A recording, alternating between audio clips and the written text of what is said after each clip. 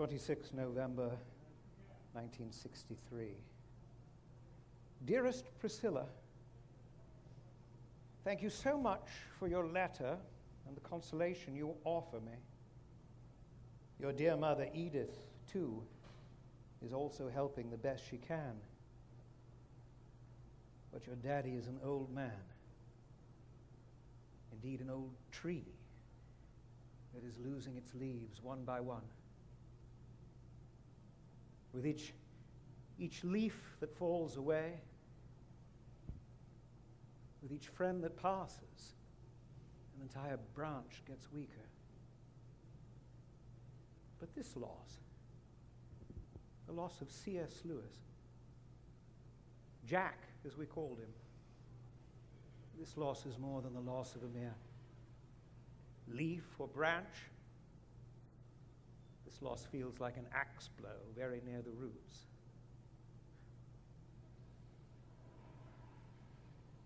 Very sad that we should have been so separated in the last years. We were separated first by the sudden apparition of Charles Williams in The Inklings.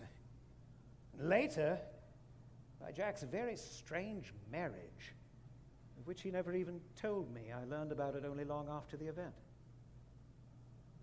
But the tie that we each owed to the other, the unpayable debt, forged a bond of deep affection.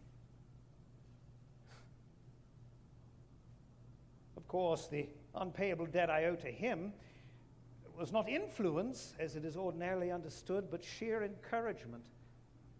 He was for years my only audience as I read my works in progress to him and him to me. Only from him did I ever get the idea that my stuff could be more than a private hobby.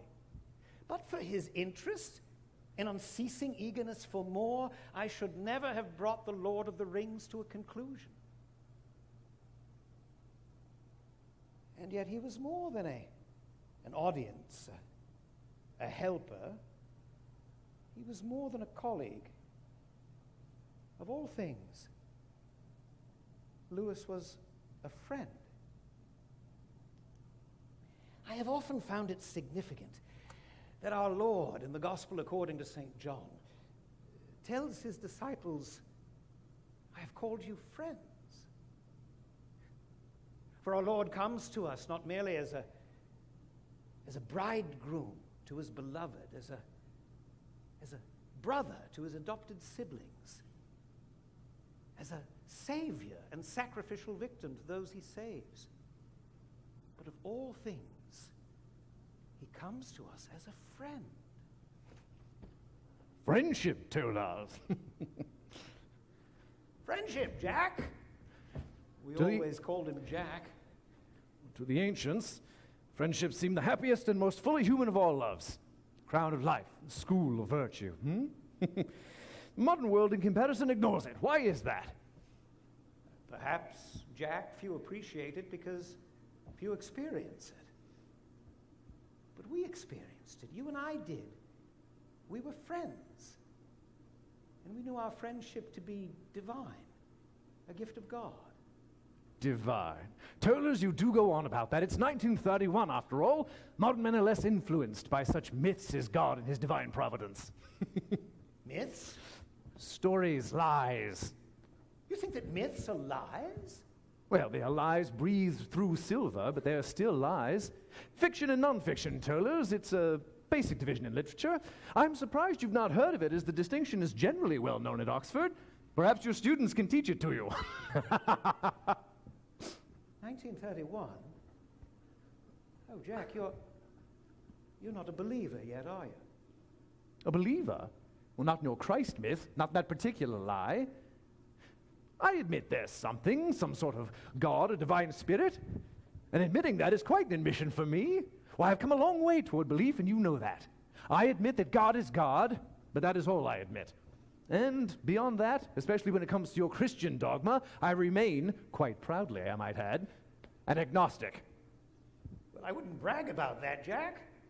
As Chesterton said, agnostic is the Greek word for the Latin word for ignorant. Etymology, eh? What do you think of that, Hugo? We're being lectured by a philologist. You know, Tolers, at my first coming into the world, I was warned implicitly never to trust a papist. And at my first coming into the English faculty, explicitly never to trust a philologist. And you are both. Yes. And you are, Thirsty, just like Hugo here. Yes, well, That's right. that was always thirsty, isn't he? Yes, indeed, just like Joseph Pierce. Yes. Now, I will say this. That was quite a walk, wasn't it? And look, it's not even yet midnight. Now, shall we make this a true symposium, the three of us? You, me, Hugo Dyson here? Now, symposium, Tolers, that's the Greek word for drinking party, is it not? Well, of course I know it is, but I bow to your expertise. In fact, I sit to it. Now, Hugo, you sit over there and promise you won't interrupt us, especially with any of your cheap vulgarities. After all, the conversation was just getting interesting, wasn't it, Tolers? Yes, Jack, it was, but I don't quite remember where we were. Ha! Not yet 40 and already in your dotage. All right, I'll pick up the thread for you. Now, on our walk, I made the point that the Christian story is just another myth, and that a myth is just another lie. Though breathed through silver. Though breathed through silver. And then you said, Living silver. What's that? Living silver. He sees no stars who does not see them first. Of living silver made, that sudden burst to fire, like flowers beneath an ancient song, whose very echo after music long has since pursued. What on earth are you talking about, My Tolers? reply to you, don't you recall? No. My letter, my poem, Philomethus to Mesomethus, myth lover to myth hater, written after our night talk, Jack. 19th September 1931, you, me, and Hugo. You remember, don't you? I mean, I can almost picture it happening all over again. Tell us what's gotten into you. Did you start the symposium without us? It was a bit nippy out of doors, but perhaps you were having a nip, or two, or three. Is that it? Yes, but don't you recall this night? It was a turning point in your life, Jack. It was a catastrophe, or a eucatastrophe. What's that? A eucatastrophe, Jack? I mean, Jack, don't you realize our lives are stories, dramas? Stories told by the great storyteller. Storyteller. Yes, the great maker of all myths, who made man, myth maker in his own image. Man, sub-creator, the refracted light through whom is splintered from a single white to many hues, and endlessly combined that move in living shapes from mind to mind. Tolers, you'll have to slow down. Hugo can't keep up after all. Isn't that right, Hugo? He is a tad slow, you realize yes, that that is don't you? true. Yes. But don't you worry, Hugo. I'll wrestle some sense out of him yet, if only for your sake. Now, Tolers, let's make this a proper symposium, shall we? And define our terms. Our terms? Yes. Now, you keep using the word myth as though it means more than it does to every, speaker of plain English. Ask the man on the street to define myth, and he'll tell you. It is a pleasant-sounding lie. Why? The man in the moon is a myth. The troll under the bridge is a myth. The value of an Oxford education is a myth. Really? Well, for your students at least. But Jack, don't you understand? Myths are not lies. They are the very opposite of a lie. So I've got it exactly backwards, have I? Yes, because myths convey the essential truth, the primal reality of life itself. You have it exactly backwards. Really? So myths are not lies. Fiction, indeed, is not a lie. Is that what you're saying? Neither myths nor fiction are a lie, Jack. Really? Well then, straighten me out, Tolers. How can a lie convey the truth, eh? But myths are not lies, and neither is fiction. Jack, you and I both know the great medieval literature, the great classics of the medieval writers. We know the sagas and the epics, Yes. especially the tales of the mysterious North. And we both know how such fiction, in the broadest sense of the term, can convey more truth than expository or factual writing can. Yes, Tolers, I know all of that, and and I love these northern myths as you do, indeed, as you always have. But these stories, magical though their appeal is, contain outrageous things like dragons and dwarfs and fairies. Now, you're not going to tell me that dragons are real, that dragons are true. You can't get through life without meeting more than one dragon, Jack. Without fighting more than one dragon, for that matter. So dragons are real? Yes, as is the dragon sickness. The dragon sickness? Hoarding, appropriating. Curling your tail around a stolen treasure and devouring it in darkness. That sort of sickness is everywhere, and it's catching. Well, catching or not, I have never had a tail. Though I can't speak for Hugo. No, Hugo has a tail. I've seen it. My condolences. Jack, you don't seem to understand, though, do you? I mean, you may not be a Christian at this point, but the way you're arguing, you are obviously a fundamentalist. A fundamentalist? Everything is not as literal as you're making it, Jack. You're calling me the literalist. You're the literalist, Tollers. You're speaking as if dragons are true, literally true. All right, then, take dragons, or our desire for dragons. When I was a boy, I desired dragons with a profound desire. Of course, I did not wish to have them in the neighborhood. Literal dragons intruding into my relatively safe existence, in which, for instance, it was possible to read stories in peace of mind, free of fear. But Jack, use your imagination. The world that included even the imagination of the great dragon Fafnir. That world was richer and more beautiful at whatever cost of peril. For the dweller in the quiet and fertile plains may hear of the troubled hills and unharvested seas, and long for them in his heart. For the heart is hard and courageous, though the body be soft and cowardly. So you're speaking about desire. Desire for a far-off land? Yes. Freud speaks of that too. He calls it wish fulfillment. Yes. Wish fulfillment dreams we spin to cheat our timid hearts and ugly fact defeat. Whence came the wish? And whence the power to dream? Well, some things fair and others ugly deem. What are you talking about? Speak in prose, man, in prose, and make sense. Fulfill that one wish of mine, at least. All right then, Jack. I'll make sense for you. I'll spell it out for you. Indeed, do. I shall. Which view of man do you think is more accurate? The so-called factual one of Freud, or the fictional one of Chaucer?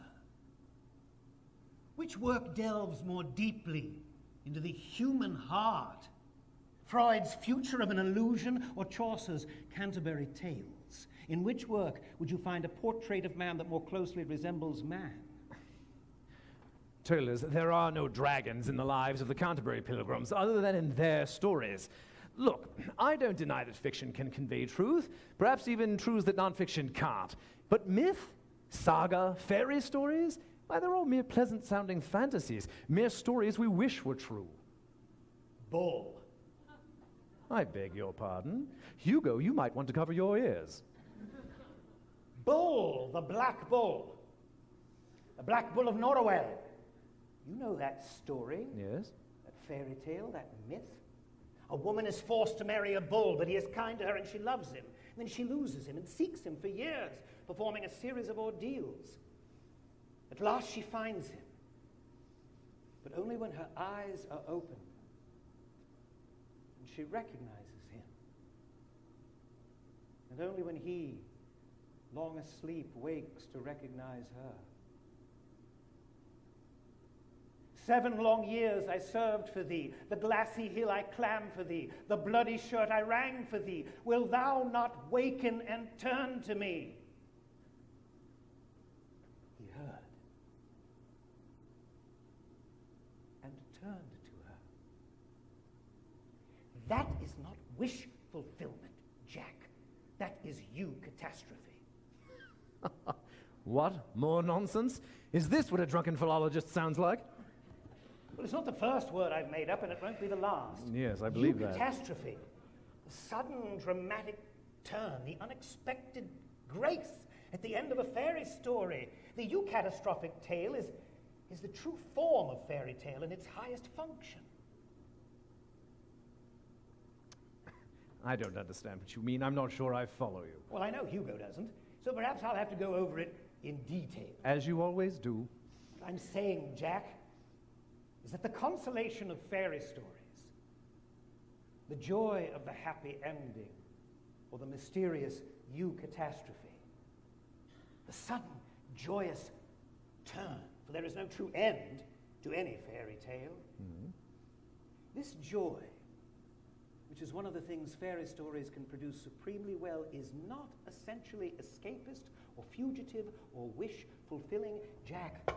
In its fairy tale or otherworld setting, it is a sudden miraculous grace, never to be counted on to recur. It does not deny the value of discatastrophe, of sorrow and failure, for the presence of these are necessary for the joy of deliverance. It denies, Jack, against much evidence, if you will, ultimate, final defeat. And insofar, the eucatastrophe is evangelium, giving a fleeting glimpse of joy. Joy beyond the walls of the world. Poignant as grief. Evangelium. What do you mean by evangelium, Mr. Philologist? I mean, the gospel, the good news. You mean the too good to be true news. I still don't buy that, but I must admit, your unique literary theory speaks to me. You see, Turles, I've known this joy, this evanescent glory you describe. But I've always sought it, never possessed it. Seems it can't be possessed. No, not in the way dragons possess things, at least. Well, I don't know about your dragons, but I do know about this joy. Jack, in knowing this joy, you have known the truth. But I have only glimpsed it, as if through a window in a wood, seeing an island far away, an island that entices me, draws me out. Yes, Jack, I know that story. It is your story. I have read it, or I will in manuscript form a few years from now. It is a story from your heart, a story of a hero's quest, a story of a journey from the land of Puritans of your youth to the mysterious island that entices you. But that island, Turles, that joy, what is it? It's not mere pleasure. In fact, it's almost a grief. Joy beyond the walls of the world. Poignant as grief.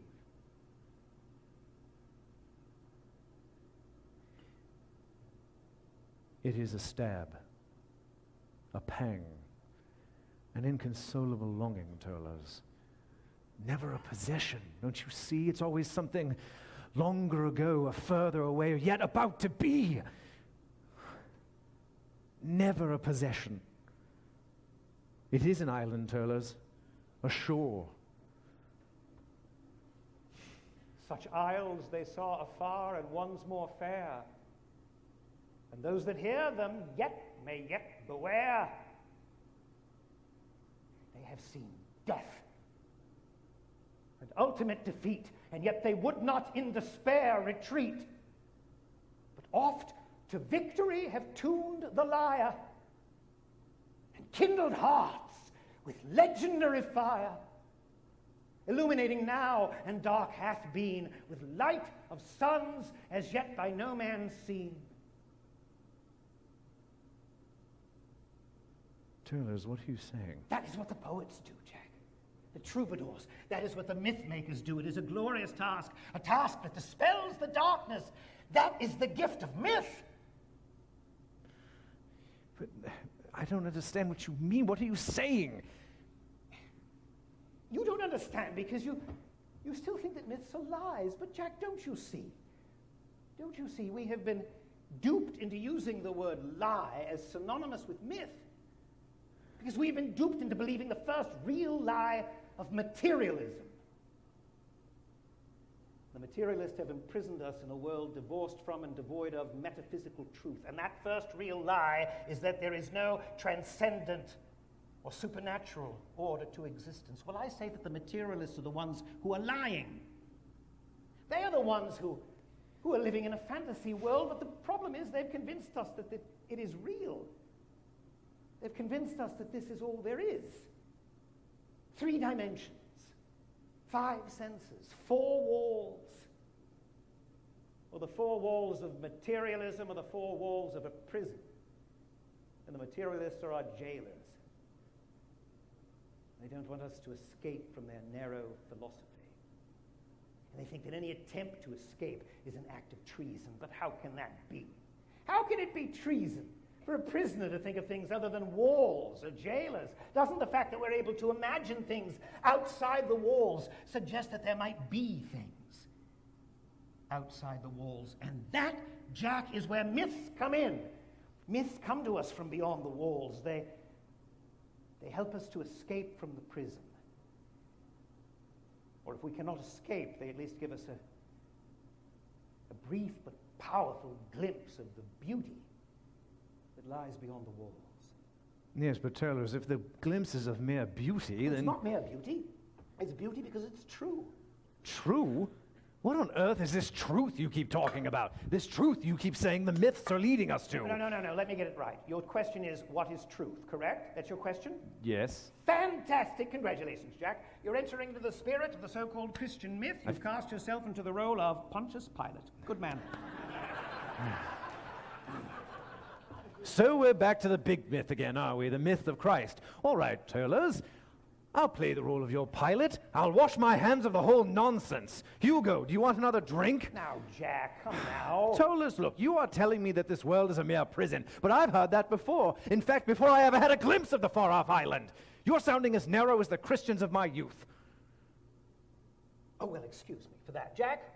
Let me concede, then, that this world is indeed a mere prison. It's a cave. And the shadows on the wall are mere shadow plays, signifying nothing, and history is nothing but a long defeat. Including personal history, Jack. For we all grow old, Jack. Like trees. We wither and rot away until an axe falls very near the roots, and we... Tolus, No, look. Jack, look. The world is all these things. It is a prison. It is a cave. It is a long and never-ending defeat. It is all these things without the glimpse of the sunlight beyond the cave, Jack. And that light we Catholics call grace. Well, all right, Socrates, let the symposium continue. Pour me another. I'll meet the allegory of your cave and raise you a stalagmite. How do you like that, huh? Well...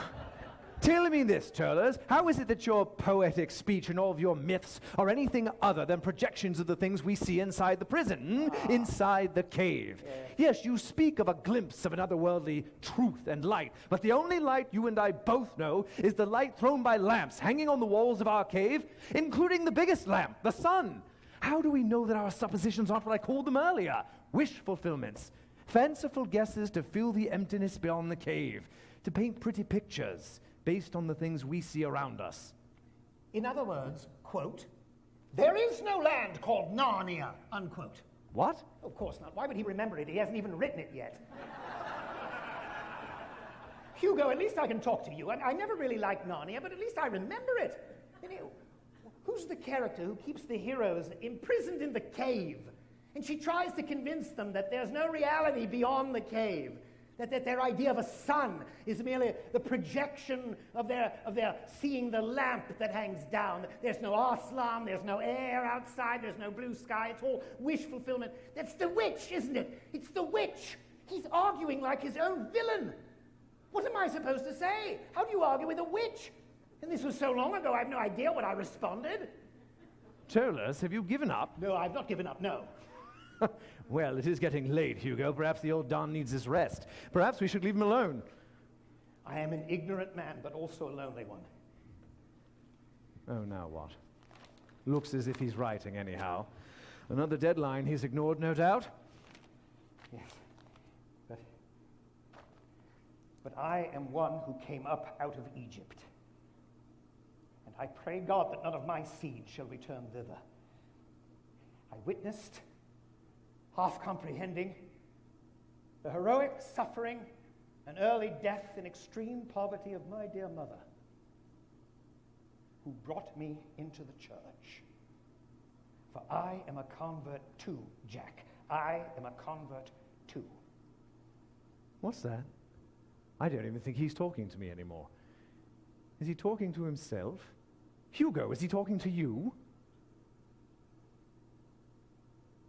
I fell in love with the Blessed Sacrament from the beginning. By the mercy of God, I've never fallen out again. But alas, I indeed did not live up to it. My children, Priscilla, Christopher, Michael, John, I brought you all up ill and talked to you too little. Out of wickedness and sloth, I almost ceased to practice my religion, especially at Leeds and at 22 North Moor Road. And yet I came back. Why? Not for me, the hound of heaven. No. For me, it was the never-ceasing, silent appeal of the tabernacle and the sense of starving hunger. I regret those days bitterly, but most of all because I failed as a father. And I now pray for you all, my children, that the great healer will heal your defects, and that none of you may ever cease to cry, "Blessed is he who comes in the name of the Lord," that none of you may ever leave the faith my mother gave me, the faith she paid so dearly for.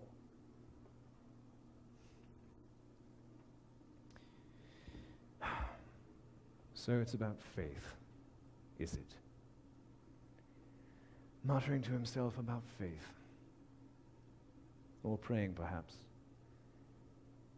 I'm sorry to say it, Hugo, but in my view, all prayer is like that. Muttering to oneself. Letters written to an imaginary friend that are never answered. Maybe I'll write a book about that one day. Well, we are answered. What? We are answered. You mean your prayer is answered? I mean more than that. I mean all desire is fulfilled. I mean... Yes. I mean our joy has an object. I mean our longings are answered. Well, as I said earlier, Tolus, Jack, you concede that you've known this joy, this glimpse of something beyond. I already did, Tolus. You're going over old ground. Then you must concede that nothing in this cave alone satisfies us. Jack, take it seriously. You've experienced it. Your joy is a hint of something beyond. Your joy is an intimation. You might say your joy is an inkling.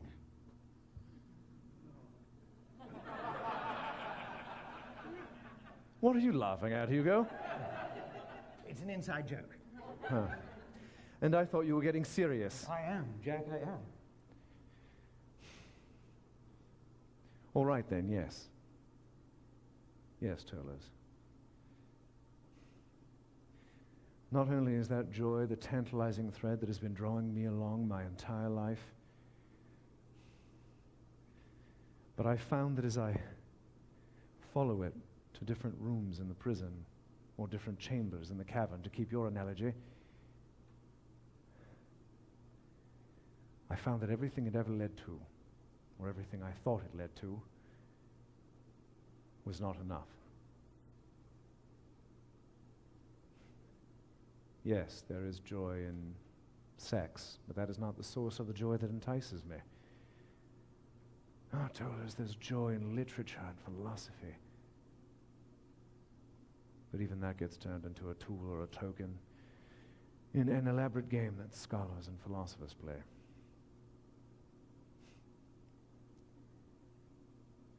I have been through many strange lands seeking the object of that joy. I've tried everything in my own mind and body, as it were, asking myself, is it this you want? Is it this? Is it, Jack? Is it?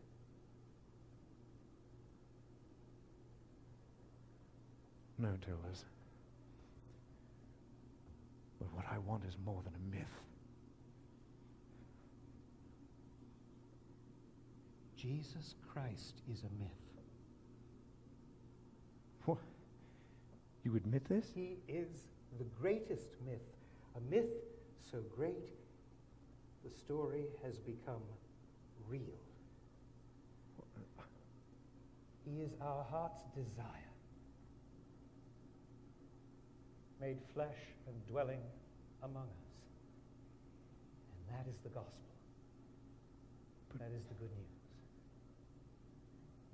What do you mean? I don't... I'm saying that the Gospels contain a fairy story or a myth, but a story of a larger kind, which embraces all the essence of fairy stories and myths. I'm saying that this story has everything. It contains many marvels and wonders. There are many men who would wish it were true, and many who have risked their lives on the fact that it is true. Because you see, Jack, it is indeed true. This story is supreme, and it is true. Don't you see, Jack? We are made in the image and likeness of God. We are makers who make. We love myths, we love stories, and this myth is the myth that has become real. It is all fairy stories, all myth combined into one. It is supreme, it is true. Art has been verified, Jack. That's what I'm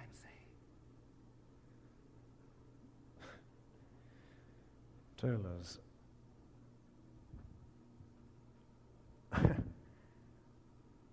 I have been on a long journey, a long and twisted journey that has led me to this space here, this moment here tonight. Would you believe I've read MacDonald? I've read Chesterton. You've read MacDonald and Chesterton? That's astonishing, Jack, that an atheist should read such authors. Yes, well, a young man who wishes to remain a sound atheist cannot be too careful of his reading. So, in other words, the writing of MacDonald... But that's just it, Charles. Don't you understand? It wasn't just their writings, it was them. Them? The men themselves. Well, take Chesterton, for example. Strange as it may seem, I liked him not only for his ideas, his prose, his penetrating insights, but I liked him for his goodness. Well, of course, I did not want to be good myself. I felt the charm of goodness, as a young man feels the charm of a woman he has no intention of marrying. Stop sniggering, Hugo. What I mean to say is that in reading Chesterton, as in reading MacDonald, I had no idea what I was letting myself in for. Then you know... I know the argument for Christ, yes. I know the allure of goodness. I know the shape of history that leads to the everlasting man. I know the appeal of the myth of Christ, Tollers, but I do not know it to be true. Jack. Tollers, Hugo, I'm going to tell you one of the most disturbing things that has ever happened to me. Early in 1926, one of the hardest-boiled atheists I ever knew, sat in my room on the other side of the fire and remarked that the evidence for the historicity of the Gospels was really surprisingly good. One thing, he went on, all that stuff of Fraser's about the dying God, one thing, it actually looks as though it had happened once. Tollers, do you even understand the shattering impact of that statement? To understand it, you would have had to have known the man, who has since certainly never shown any interest in Christianity. He was the cynic of cynics, the toughest of toughs, and he believed it might be true. But if it is, it is a true myth. Yes. It is the greatest of all. Thank you. You're there, Jack. You're there, I think. Because in making the greatest myth real, God has shown his corrupt making creatures men the great value of myth, of art, even of desire. Are you saying? You know, Jack, it would not be difficult to imagine the special excitement or joy one would feel if any specially beautiful fairy story or myth were found to be primarily true in the real world. Its narrative to be history. The joy would have exactly the same kind of feeling, if not in the same degree, as the joy which the eucatastrophe in a fairy story gives. Such joy has the very taste of primary truth. It looks forward to the great eucatastrophe. The birth of Christ is the eucatastrophe of man's history. The resurrection is the eucatastrophe of the story of the incarnation. The gospel story begins and ends in joy. It has preeminently the inner consistency of reality, not just art. It is a story, Jack, that reminds us that it is indeed supreme. The greatest story become real. Art has indeed been verified, including myth, including fiction, including desire, including joy. God is the Lord of angels and of men and of elves. In Jesus Christ, legend and history have met and fused.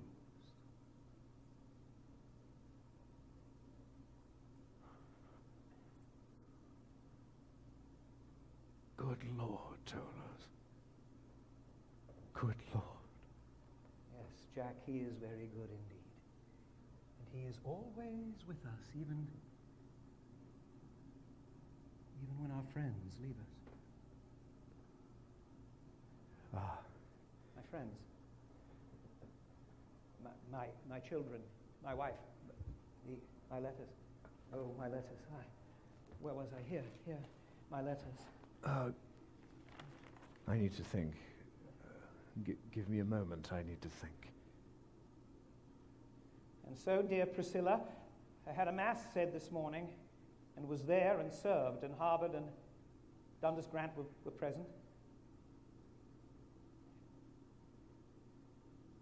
The grave is under a beautiful tree in the corner of the churchyard.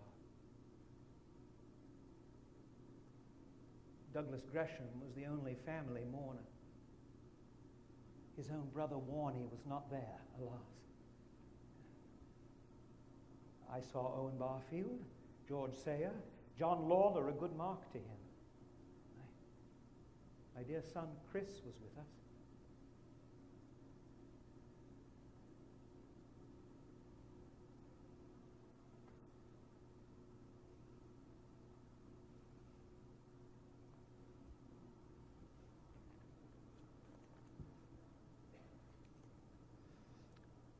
October 18th, 1931.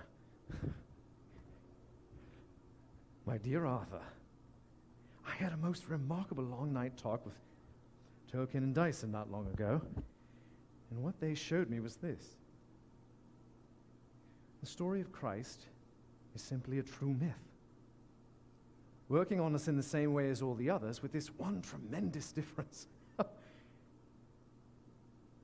actually happened. And we must be content to accept it in the same way, understanding that this is God's myth, whereas the others are men's myths. That is, the pagan stories are God expressing himself through the minds of poets, using such images as he found there.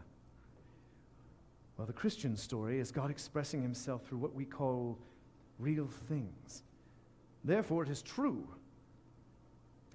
Not in the sense of being a definition of God, well, that no finite mind could handle, but in the sense of being the way in which God can, or chooses to, appear to our faculties. The doctrines we get from the true myth are, of course, less true. They are translations into our concepts and ideas that have been expressed already in a language more adequate. Namely, the incarnation, the crucifixion, and the resurrection. Does all of this make me a believer in Christianity? I ask myself, does it? Am I now a Christian? The most dejected and reluctant convert in all of England? Am I? Am I? What's that, Hugo? Time to go? Tollers, Hugo says it's time to go. You're leaving, Jack? Yes. Out into the night. Or perhaps into the light. The light beyond the cave, But, you know, we all must go sometime. Especially when we've had this much to drink. You know, this has been a remarkable time together. Thank you. I will never forget this night, my friend. And I will never forget you, my friend. Now, don't get emotional on me, old chap. You'll see me tomorrow at the pub. The pub? Yes. Yes, may we all of us meet at the pub. Yes, the pub. Yes, the pub. The inn at the end of the world.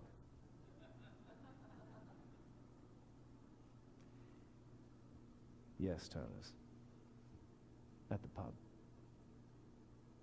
You need to get some rest. Come along, Hugo.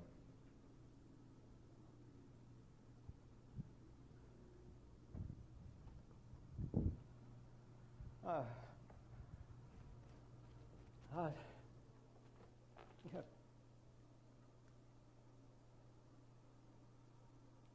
24th January, 1972.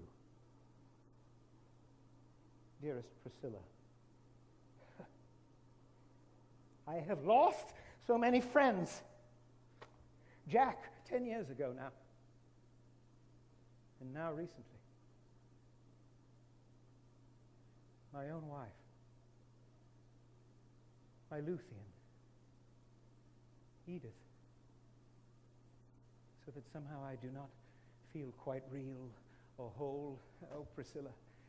Your mother and I shared all griefs and joys and all opinions in agreement or otherwise, so that sometimes I keep thinking I must tell Edith this, but she's not there to tell.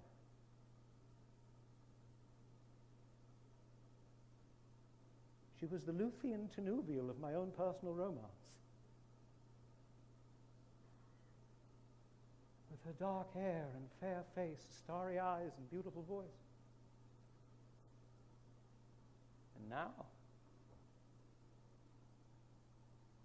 she has gone before Biren,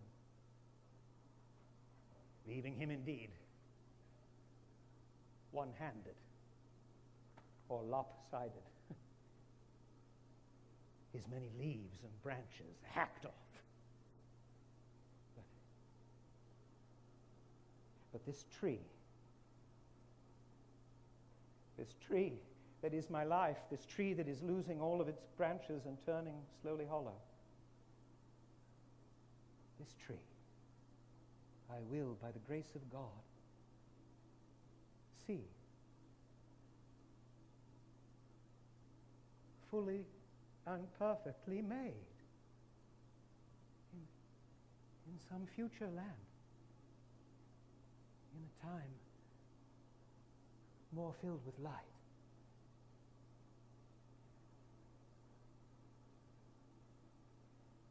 God bless you. Daddy.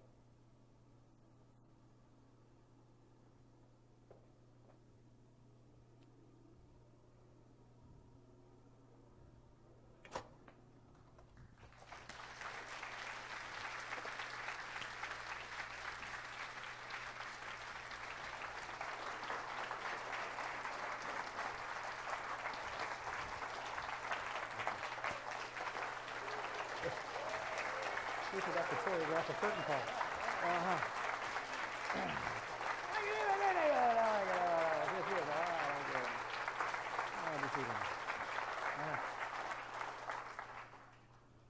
All right, well, my name is actually Joseph Pearce. And I'm really a good actor, let me tell you. No, I'm Dale Ahlquist, president of the American Chesterton Society. Okay, so I wrote that play with a lot of quotations from Tolkien and Lewis. So if you like my writing, you go over to that table. You buy my book, which is just out, An Actor Bows, Showbiz, God,